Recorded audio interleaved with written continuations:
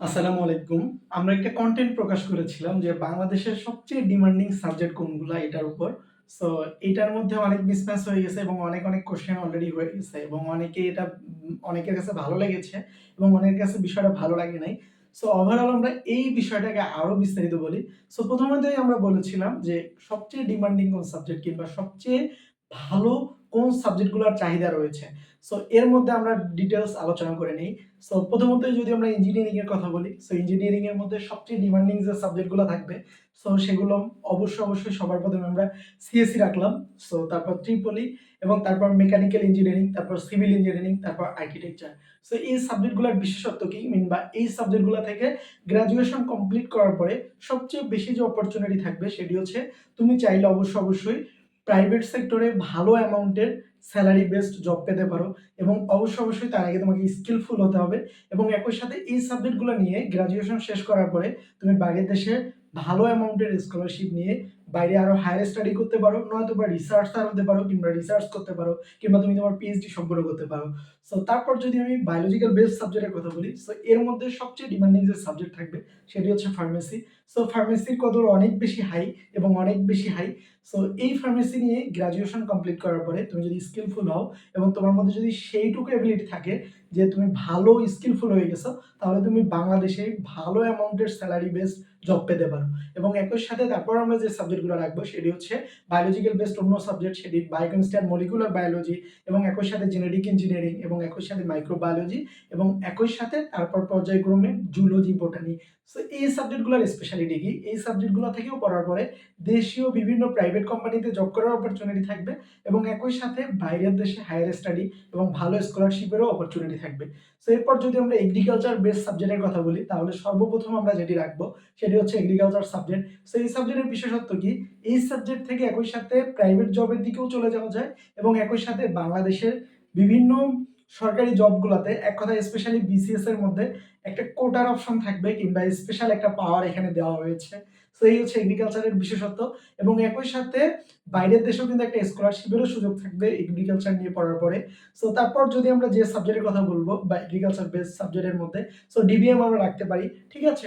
So এবং একই সাথে আমরা রাখতে পারি নিউট্রিশন ফুড সায়েন্স এবং একই সাথে রাখতে পারি ক্রপ সায়েন্স এবং একই সাথে রাখতে পারি ফিশারিজ। সো এই সাবজেক্টগুলোরও বিশেষত্ব কি? এই সাবজেক্টগুলো থেকে পড়ার পরে তুমি অবশ্যই প্রাইভেট সেক্টরেও যাওয়ার একটা সম্ভাবনা থাকবে এবং একই সাথে হায়ার স্টাডিজেরও একটা অপরচুনিটি থাকবে।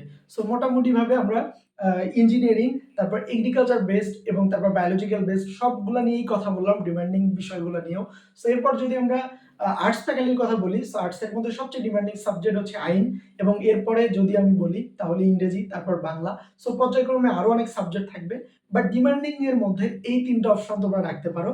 সো তারপর যদি আমি বলি এগুলোর অপরচুনিটির কথা, ল নিয়ে পড়লে লরিয়ার তো হতেই পারবা এবং একই সাথে আরো অনেক অপরচুনিটি থাকবে। এগুলো তুমি একটু নিজ দায়িত্বে দেখে নিবা এবং ইংলিশ নিয়ে পড়ার বিশেষত্ব কি? ইংলিশ নিয়ে পড়তে পারলে তুমি যদি ভালো একজন স্কিলফুল হও, দেশের মধ্যে মাল্টিন্যাশনাল বিভিন্ন কোম্পানিতে ভালো অ্যামাউন্টের স্যালারি বেসড একটা জব পেতে পারো এবং একই সাথে বিভিন্ন মার্কেট প্লেসে ভালো অ্যামাউন্টের বেসডে তুমি জব পাওয়ার একটা অপরচুনিটি থাকবে। সো এবং প্রতিটা সাবজেক্টের ক্ষেত্রেই যতগুলা সাবজেক্টের কথা বললাম, সবগুলা সাবজেক্টের কিন্তু টিচিং প্রফেশন সবার জন্যই ওপেন।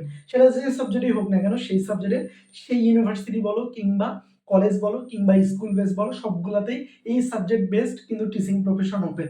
সো এরপর যদি আমি বিবিএ ফ্যাকাল্টির সবচেয়ে ডিমান্ডিং সাবজেক্টগুলো বলি, সো এখানে সবার আগে রাখতে পারি আমরা অ্যাকাউন্টিং, মার্কেটিং, ম্যানেজমেন্ট, এই বিষয়গুলোকে আমরা রাখতে পারি।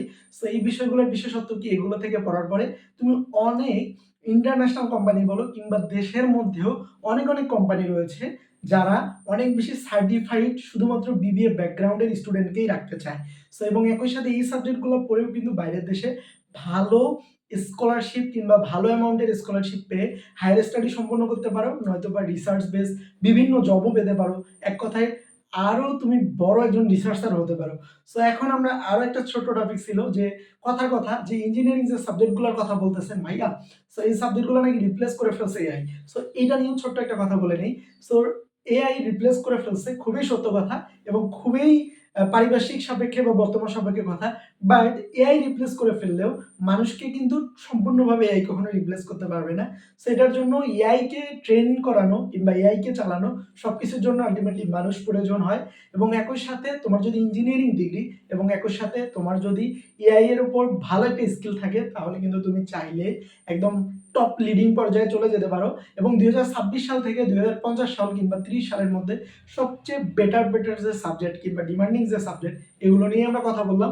সো এরপরেও যদি তোমাদের মনে হয় যে তোমার কাছে এই বিষয়টা আরো বেশি ভালো লাগে তোমরা আমাদের কমেন্ট সেকশনে বলতে পারো, এই নিয়ে আমরা আরো ডিটেলস জানাবো ইনশাল্লাহ। এবং একই সাথে আমাদের এই কন্টেন্টে তোমাদের কোনো কারো কোনো সাবজেক্ট কিংবা কারো কোনো বিষয়কে হেয় করা কিংবা ছোট করার কোনো উদ্দেশ্য নয়, জাস্ট ডিমান্ডিং কোন সাবজেক্টগুলো রয়েছে এটিই জানানো আমাদের মুখ্য বিষয়। সো এতটুকুই ছিল।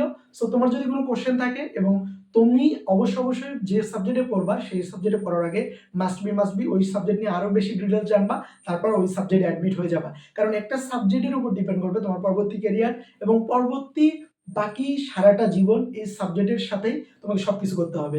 বুঝতে পেরেছো? সো এতটুকুই ছিল ক্যারিয়ার নিয়ে আমাদের ছোট্ট একটা প্রতিবেদন। সো অবশ্যই রিঅ্যাক্ট দিয়ে জানাই দিবা এবং একই সাথে কোশ্চেন থাকলে কমেন্ট সেকশনে জানাই দিবা।